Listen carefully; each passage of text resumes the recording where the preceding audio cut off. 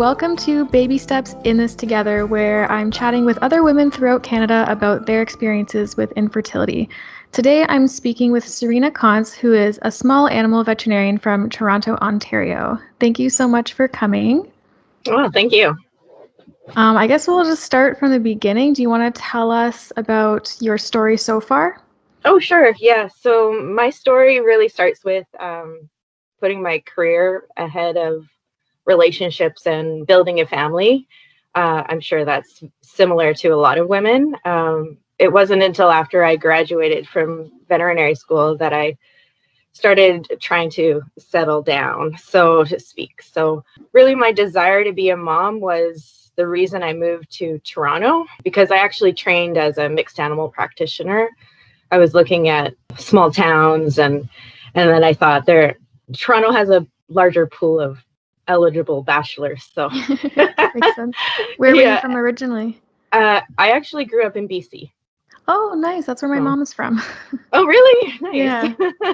Yeah. So in Toronto, it gave me an opportunity to be a small animal vet. And I did my master's in reproduction. So I already knew that age would be against me. So I met my husband in 2018. I'm losing track of time now. In 2018, so I would have been 37 at the time. And then he wanted to have children, and he actually had a son already. But he wanted to have a family. Mm-hmm. So that's sort of, I guess, where I started the journey was when I was like 38, we started trying. So from there, how long did you start trying before you started looking for help? Because I had already known that given my age, they usually say anyone who's older than 35 should try for about 6 months before they reach out to, as long as, of course, you have regular periods and you know you're ovulating and blah, blah, blah, all that stuff. So I had already spoken to my family doctor because I had an IUD. So I got my IUD pulled, and then I talked to her about like family building, and she's like, okay, well, start your prenatals now because you want to have prenatals on for a year. And I was like, what, a year? So that was another thing where I was like, I need to have prenatal vitamins for a whole year before trying. And she's like, no, it doesn't matter. And I was just like, okay. But it was kind of like, what? I start panicking. But she basically said, you're healthy. And my blood work was all great. This was before testing all my hormones and all of that. And she's like, if you don't get pregnant in 6 months, come back and see me. So 6 months later, I went back to see her, and I was like, okay, well, we're not pregnant yet. And you told me 6 months. So here I am. And she's like, okay, well, let's get you some baseline work. We'll do an ultrasound. We'll do some blood work. And so I feel like that was right around the time that there was the COVID shutdown. Because I couldn't actually get my ultrasound done, but I got my blood work done. Oh, that's tough. Yeah, the ultrasound clinic had shut down. Mm-hmm. The one that she was referring me to. But I got my blood levels done, and within 2 days she calls me and she's like, okay, well, I need to refer you because your AMH is really low, like low for someone your age. And so she's like, I'm going to refer you to a really good repro specialist. And so I got referred to Dr. Gunn at Trio Fertility downtown. So nice. So we're in a very similar boat because I also have low AMH and I am also at Trio, except with Dr. Kadeski. All right. But you're doing your cycle monitoring in Whitby, is it? Yeah, at Lake Ridge. Yeah. And then you go in to, is it the downtown facility for your? Yeah, so I pretty much just go downtown for retrievals and transfers, and that's it. Oh, okay. Have you been able to like get all of your other like ultrasound and stuff done since then? Yeah, so I had a phone consult with Dr. Gunn in, I want to say May. After the phone consult, she got new blood work done. So I had to get baseline FSH on day 3 when I went in for my ultrasound, got my antral follicular count done, and then had to wait like 2 months for the follow-up after all the testing. And then by then, my husband and I had already chatted because I knew that we'd have a better chance of an actual pregnancy if we went straight to IVF and skipped IUI. So I already knew that, and I expressed that to her nurse and to her medical secretary, but she didn't know that. So by the time a follow-up appointment came, she was like, oh, okay, yeah, we can do this. So she was like surprised, and then she's like, oh, well, now I have to send you for more testing. Yeah. So That's like the most frustrating part is like, just tell me everything I need to get done right now. Even if you think I don't need it, I just want to get it done all right now. And then we don't have to do this waiting over and over again. Yeah. I waited 2 months just to be told I needed more testing. Yeah. That sucks. Yeah. I was like, oh my gosh, you took 13 vials of blood. You could have taken one more for that other test. And then just Yeah. So I was a little annoyed, but I don't know. I'm sure everybody else is in the same boat. Oh, for sure.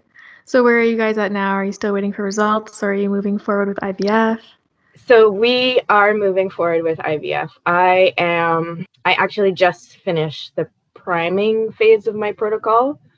So my protocol includes esterase, androgel, and then prometrium, which is the progesterone suppositories. Okay. So I finished all of that, and then I just got an email today, and I was bouncing around and telling my husband, I'm like, yeah, like I finally got an email. So I go in for my ultrasound and another baseline blood work on Tuesday. Awesome. It's so interesting to me how protocols can be so different. Like we both have low AMH, but all the stuff you just mentioned, I didn't do it all for my priming. I've only primed with birth control and I think Cetrotide, and that's it. Right. So I'm always curious about why doctors go certain routes. Yeah, I think it has to do with their previous training, because I don't think any of the doctors at Trio trained at the same facility, and so they typically say, okay, well, this has worked for several patients with a low AMH or like low responders or what have you, and so then they usually go with something that they're comfortable with. Yeah. So yeah, there's some that I've seen that are on like the birth control pills, and then others that are like, birth control does not work for me. Yeah, like a lot of people say that birth control oversuppressed them, so I was really scared of that. And I just think it's a really important thing to talk about, because I talk about this in some of my other videos about how it's sometimes not helpful to compare yourself to other patients, even if you have the same diagnosis, and their protocols, because everyone is just so different and unique, and every doctor is different, and it seems like there's so much medical research out there that like contradicts each other, and it's just a crapshoot. It's just all a crapshoot. I know. And then I just hear that a lot of people are like, okay, the first IVF is more just like a trial. Yeah, like they just throw the basic protocol at you, like, let's see if this works. Yeah, and then after that, they say, okay, let's tweak here, let's tweak that. You didn't respond well to this medication, let's try this. And so it seems like everyone goes through, I shouldn't say everyone, but many women go through multiple cycles of IVF, which can really add up. What were your initial feelings about your diagnosis, and like how has that changed over time? So when I found out that my AMH was lower than expected, even for someone my age, it was disappointing. And then I also felt a little bit regretful as well, because I thought, oh man, I should have frozen my eggs when I got accepted into vet school. If I had because I got accepted into vet school, I was 31 at the time. I was just like, I would love to have my 31-year-old eggs right now. But nobody really talks about it, right? Nobody, like, if my mom had said, well, why don't you freeze your eggs? I'll lend you the $10,000 to freeze your eggs. Man, but my mom got pregnant when she was 21. So it's my mom had me when she was like 24, and when I brought it up to her, I was like, did you ever have trouble getting pregnant? And she did the whole, oh no, like if someone looked at me, I would get pregnant. And I'm like, great. Right? We spent all this time trying to prevent pregnancy. Yeah, like, and then we enter like terrified of getting pregnant. I'm like, so yeah, hindsight is 2020, but I think I like what you're doing here, just getting things out there, because there's so many women that are suffering from it, and like infertility, I mean, and if they had known sooner the options of what they could be doing, just even to have that backup plan, it would have really been nice. But yeah, like if I had known that it was something that I could even test a long time ago, even when I was a teenager or like in my 20s, just to know, like a simple blood test, just to get an idea, right? Your doctor, I feel like, needs to tell women about these options, and even men too. Like, you never know, men find out they have sperm issues later on. Like, I don't know. It's just, I feel like doctors and teachers and parents should like educate their children more about the options. And like, it's hard though, because like you don't want to scare young people into being like, oh, you might be infertile. But just knowing about your body is like really valuable. And I find with low AMH specifically, like it's not necessarily an infertility diagnosis for everyone. Like a lot of people with low AMH still go on to get pregnant like fairly easily. So it's almost super frustrating, because I feel like there's got to be like something else wrong. It can't be the only issue, you know? Right. But, yeah, like you said, like egg quality or something. Yeah. I certainly had to think about all the plastics that I use, and don't reheat anything in plastic, get rid of all the plastic, that like Tupperware containers, and use glass instead. So I go through phases of like being really healthy and, you know, avoiding plastic, like you said, and all these things. And then I go through phases of just being like really angry at all the people that like do drugs and like all these other things and still get pregnant and, you know, eat fast food every day. And I'm like, you know what? I'm going to have McDonald's today. It's so true. It's so true. But I think part of it has to do with the mental health aspect of it too. It's just, you need to do things that are good for your mental health. If it means that you're not stressing about trying to eat clean every single day, like have your McDonald's. Like, exactly. One McDonald's meal is not going to hurt your eggs. So since you're starting your stims pretty soon, it sounds like what kind of expectations or outcome are you hoping for or expecting? I guess the expectation in the end is like my doctor had suggested, don't expect any more than 1 to 2 embryos based on my antral follicular count and AMH and that sort of thing. I just cross my fingers and hope that I actually get something out of it. That I didn't get, like you said, over suppressed from any of the priming medications, that I actually respond to the FSH stimulation medications. And so, I just have to, I guess, focus on the things that I can actually control, because the outcome I can't. That's a good way to look at it. And just taking all the supplements that they're telling me to take. And I'm doing acupuncture as well, because... Oh, that's good. I was too scared to do that. I have enough needles being jabbed into me. I don't know. You're going to be a pro after this. Yeah, probably. But similar to you, I just hope that they can give me some information about the egg quality as well. Because if their egg quality is really poor, then I've already thought about the donor egg route. So it's at least on the table. I've already made sure that I have some sort of contingency plan and don't have everything riding on my own eggs. Yeah. I guess. It takes a lot to get to that place. I've been trying to kind of think about that too and kind of research it a bit more. So at least I'm mentally prepared if that is the outcome. But donor eggs are like a little kind of confusing in Canada, I find. Yeah, it's not as straightforward as in the States. Where Do you have any advice to share, things that you wish you would have known sooner? I guess we kind of touched on that a little bit, that you wish you would have, been tested earlier, at least known that kind of stuff. But if you were to give advice to someone else in a similar situation as you, what advice would you give them? Yeah, so I think, like you said, the AMH test it's not a be-all, end-all, but it definitely gives you an idea. And because I did my master's in a reproduction lab, a friend of mine, she was in her early 30s, and we would talk about, okay, well, like, we want to have children, like, we got to get this, like, tested. And she actually went to her family doctor and asked for her AMH testing. He said no. Wow. And he basically said, you need to be trying for a full year before I send you for testing. And but I'm just like, why?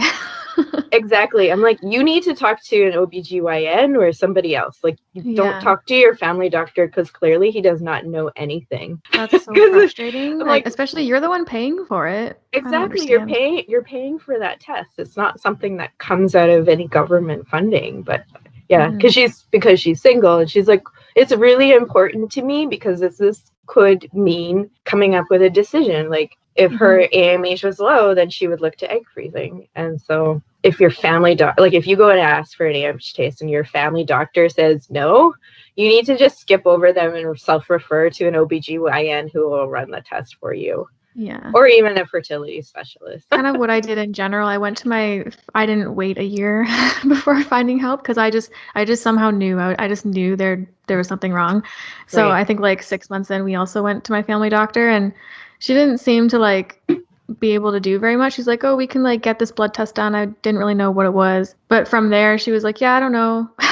So then I self-referred myself to Lake Ridge, and then things finally got going. Yeah, no, good for you. And I guess what stimulated you just said, oh, I think something's wrong. And I just, it's kind of weird, but like for years, even when I was a teenager, even though I was like scared of getting pregnant when I was a teenager, I also watched a lot of these like popular family channels on YouTube, and each of them were kind of going through their own infertility journeys. Like I think one had PCOS, one was having recurrent miscarriages. Yeah, there's a few that I was watching, and I was learning a lot. And I also just, even though it wasn't happening to me, felt like I could relate to them. Like I kind of felt like that was going to be me someday. I don't know why, but I was right, which sucks. Some weird intuition thing. Yeah. I'm glad it made me get help earlier than I probably would have otherwise. Right. Yeah. Yeah, because you don't have to go to the point of getting everything done, but even just AMH testing, because if it means like, okay, yeah, I got accepted into, like for me it was veterinary school. I knew I was going to be graduating when I was 35, and I knew that 35 was like that magic cutoff number that they say everything goes downhill after 35. It doesn't for everybody, but they usually say that. Okay, 35 is the cutoff. Yeah. Okay. Get your AMH tested before you go into that medical school or vet school. Or if you're going to be a lawyer or whatever, those like long processes of becoming a professional where it takes you 8 years to even get there. People need to invest in their future fertility. Yeah. So did you know what AMH was before diving into everything? I learned about AMH because I started in the reproduction lab after my first year of vet school. So I learned about AMH in first year of vet school. Okay, so is that because like animals have AMH levels as well, or? Oh. Yeah. They use cattle as a model for reproduction in humans because you can take a bunch of cows and just like sync them, test their AMH, and then test their response after FSH. So they knew that cows with low AMH would have a poorer response after like FSH stimulation. Oh, that's so interesting. Cool, yeah. I didn't know that. random things. Yeah. In terms of sharing your struggle with friends and family, were you kind of open about everything from the beginning, or did it kind of take some time to get there? So when I got accepted into vet school, I said to my mom, and my stepdad was there at the same time, and I said, like, I'm going to be graduating when I'm 35, and I'm going to want to be settled in my career. It's going to take some time. I may not be able to have children. And then my stepdad got mad. He's like, you can't tell your mother that. And my mom was like, no, it's okay. Like, you can adopt. And but that was kind of the conversation at that time. And then afterwards, I thought, okay, let's give it some time to find a partner. And if I don't find a partner, I'm going to do it on my own. I mean, fortunately for me, I found my husband. But my mom and my sister and I were very open with like everything. So they're just like, okay, you've been trying. Are you pregnant yet? Like, did you get your period? I'm like, no, not like I got my period. I'm not pregnant. Oh, those questions are the worst. Yeah. They get old super fast. And then for my dad, he just ignores things. I'm like, yeah, so we're going to do this. And he's like, okay, so about the weather. And So I try to keep him informed just so that he knows where we're at. He stopped asking about the children thing long time ago. he never he was just like, whatever, like, I'm not gonna ask. He just never asked. Mm-hmm. He was more like, when I was 16, he was like, you're expected to have children. I'm like, expected to have children? Oh, man. What if I physically, like, even as a 16-year-old, I was like, what if physically I cannot have kids? Mm-hmm. That's a lot of pressure to put on me. No kidding. I'm like, you're expected to have children. Okay.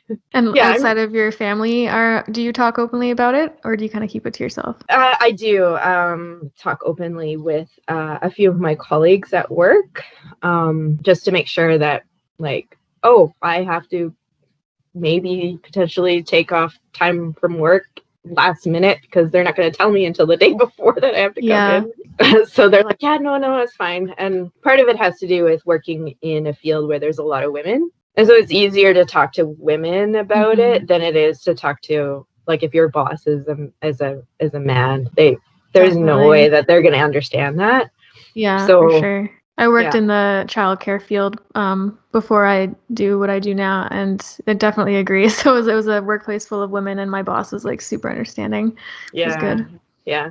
And so when you start talking about it, they're like, oh, actually, like, so and so from the other clinic, and they went on for IVF, and so if you talk about it, you start hearing that other people have gone through it.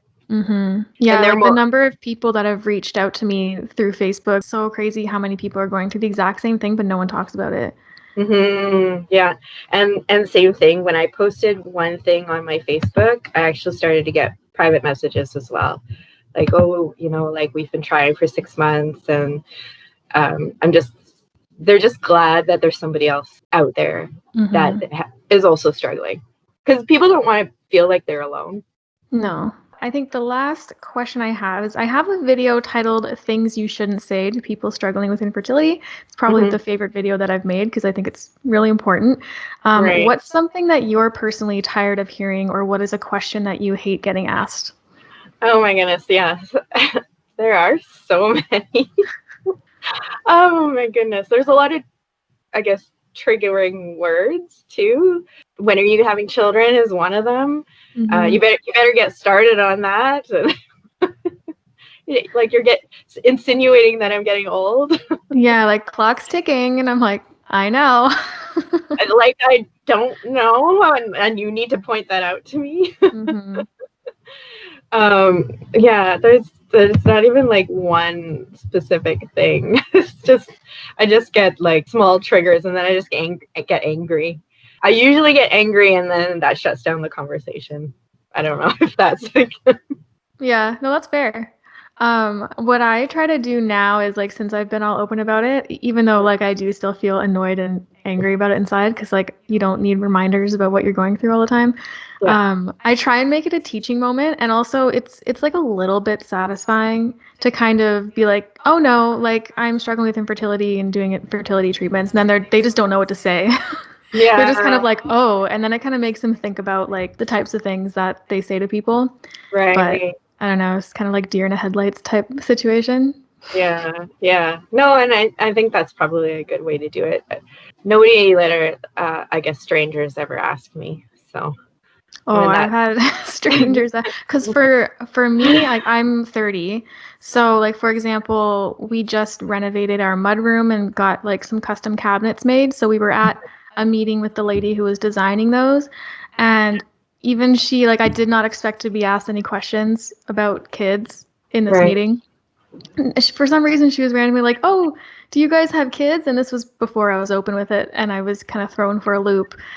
And I was like, no, not yet. And then she did the whole, oh, you're still young, you got plenty of time. And I'm like, but I don't. Yeah. I was like, oh boy, if only you knew. Yeah, the other thing too is that they start saying, oh, well, like, so and so was in their 40s when they had their first child. I'm like, you don't understand. No, like, it means nothing to us. Happy for them, that's awesome, but exactly. I'm so childless. Yeah. You're just like, pretty sure I won't have eggs when I'm 40, but thanks. Yeah. Oh boy. Well, thank you again for coming and talking to me, and I wish you the best of luck for your IVF cycle. Oh, thank you. Hope you Yeah, get all yeah. those eggs.